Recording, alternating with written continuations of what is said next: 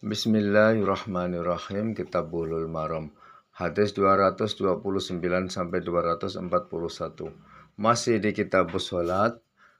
Tepatnya di babu syuruti sholat utawi iki iku bab kang nerangake syarat-syarat sholat.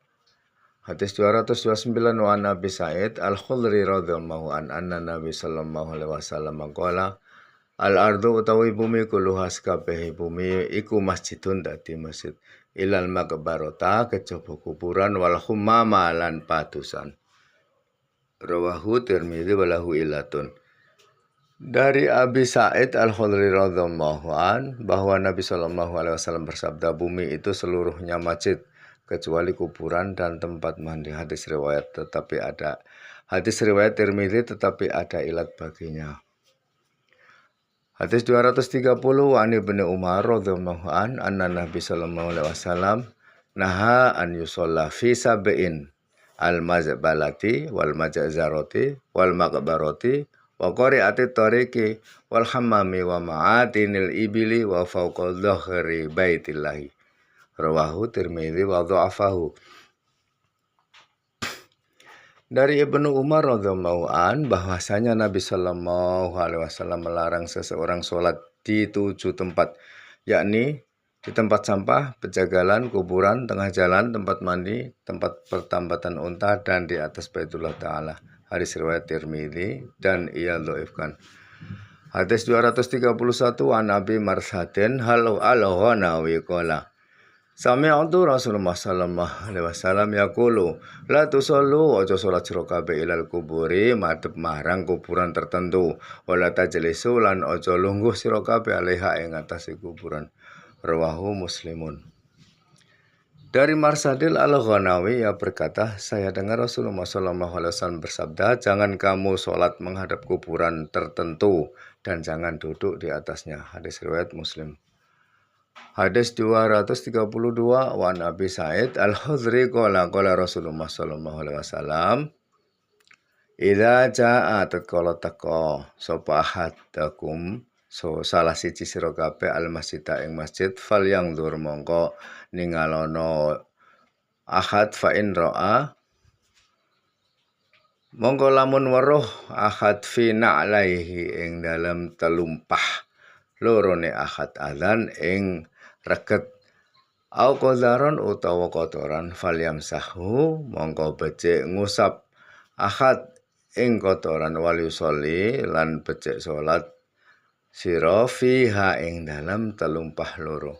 Akhrajahu Abu Dawud wa sahahahu Ibnu Khuzaimah. Dari Abi Sa'id Al-Khudri ia berkata, telah bersabda Rasulullah sallallahu alaihi wasallam, apabila seseorang dari kamu datang ke masjid, hendaklah ia perhatikan jika ia lihat dia dua kasutnya sesuatu yang tidak bersih atau kotoran, hendaklah ia gosok dia dan ia sholat dengan memakai keduanya. Hadis riwayat Abu Dawud dan disahkan Ibnu Khuzaimah. Selanjutnya hadis 233. Wa an Abi Hurairah radhiyallahu anhu qala Rasulullah sallallahu alaihi wasallam idza wati'a tatkala ngidek sapa ahadukum salah siji sira kabeh al-adza ing kotoran yukhaffaihi kelawan muzah lorone ahad fatahuru mongko utawi nu ceni yukhaffaihi utawa muzah loro aturabu iku debu. Akhrajahu Abu Dawud sahahahu Ibnu Hibban. Dari Abu Hurairah radhiyallahu anhu ia berkata, telah bersabda Rasulullah sallallahu alaihi wasallam, apabila seseorang daripada kamu menginjak kotoran dengan dua sarung kakinya, maka pembersihnya itu ialah tanah. Hadis riwayat Abu Dawud dan disahkan Ibnu Hibban. Hadis 234 wa an Muawiyah ibni al-Hakam qala Rasulullah sallallahu alaihi wasallam inna hadhihi sholatu setuhune iki salat iku la yasluhu ora patut fiha ing dalam salat apa syai'un suwi-wiji min kalamin nasi saking gunemane menungso innama angin pasti wa utawi syai' iku at-tasbihu, yaiku tasbih, wa takbiru lan takbir, wa qiraatul Quran lan maca Quran. Rawahu Muslim. Dari Muawiyah bin Hakam, ia berkata, telah bersabda Rasulullah SAW bahwasanya salat ini tidak layak padanya sesuatu daripada perkataan manusia, yaitu hanya tasbih, takbir, dan bacaan Al-Quran. Hadis riwayat Muslim. Hadis 235 wa an Zaid bin Arqam radhiyallahu anhu qala in kunna lan takallamu fi sholati ala ahdi Rasulillah sallallahu alaihi wasallam yukallimu ahaduna sahibahu bi hajatihi hatta nazalat hafizu ala sholawati wa sholatil wusta wa qumu lillahi qanitina fa mirna bisukuti wa nuhina anil kalami. Muttafaq alaih. Dari Zaid bin Arqam radhiyallahu an bahwasanya ia berkata, sesungguhnya di zaman Rasulullah SAW kami biasa berkata-kata di dalam sholat, yaitu seseorang dari kami berkata kepada sahabatnya tentang keperluannya, hingga turun Al-Baqarah ayat 238 yang artinya, kerjakanlah tetap sholat-sholat, yakni 5 waktu, dan sholat yang lebih penting, yakni sholat asar, dan hendaklah kamu berdiri karena Allah dengan khusyuk, lalu kami diperintah supaya diam dan dilarang kami berkata-kata. Muttafaq alaih. Hadis 236 wa an Abi Hurairah radhiyallahu anhu qala Rasulullah sallallahu alaihi wasallam at-tasbihu lirijali wa tasfiqu lin-nisa'i. Muttafaq alaih. Zama muslimun fi sholati. Dari Abi Hurairah radhiyallahu anhu ia berkata, telah bersabda Rasulullah sallallahu alaihi wasallam, tasbih itu untuk laki-laki dan tepuk tangan itu bagi perempuan. Muttafaq alaih. Imam Muslim tambah di dalam sholat. Maknanya di sini yang hadis 236 ini, kalau imam ada mengerjakan sesuatu kesalahan di dalam sholat, maka penegur laki-laki mesti gunakan kalimat subhanallah, dan penegur bagi perempuan yaitu menepuk tangan. Hadis 237 an Mutarrif bin Abdillahi bin Syikhiri an abihi qala ra'aitu Rasulullah sallallahu alaihi wasallam yusolli khalih salat Rasulullah wa fi sadrihi lan iku ing dalem dadane Rasulullah azizun utawi swara umep kaazizin kaya swarane al-mirjali kendel minal mubaki minal bukai saking nangis. Akhrajahu khamsah ila Ibnu Majah wa sahahu Ibnu Hibban. Dari Mutarrif bin Abdullah bin Sikhir, dari bapaknya ia berkata, saya lihat Rasulullah SAW sholat, padahal dalam dadanya ada suara gelegak atau suara mendidih seperti gelegaknya wajan lantaran nangis. Hadis riwayat 5 imam kecuali Ibnu Majah dan disahkan Ibnu Hibban.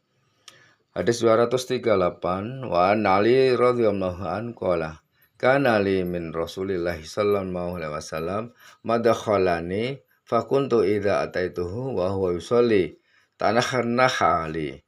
Rawahu An-Nasa'i wa Ibnu Hibban. Dari Ali radhiyallahu anhu yang berkata, adalah bagi saya sehari 2 pertemuan dengan Rasulullah SAW. Maka apabila saya datang kepadanya padahal ia sedang sholat, ia berdehem buat saya. Hadis riwayat Nasa'i dan Ibnu Hibban. Hadis 239 an Ibnu Umar radhiyallahu anhu qala qultu li Bilalin kaifa ra'aitan Nabi sallallahu alaihi wasallam yarutu alaihim hina yusallimuna alaihi wa huwa yusolli qala yaqulu hakadha wa basata kaffahu. Akhrajahu Abu Dawud wa Tirmidzi wa sahhahahu. Dari Ibnu Umar radhiyallahu anhu ia berkata, saya bertanya kepada Bilal, bagaimana Tuhan melihat Nabi sallallahu alaihi wasallam menjawab salam kepada mereka di waktu mereka salam kepadanya sedang beliau di dalam sholat.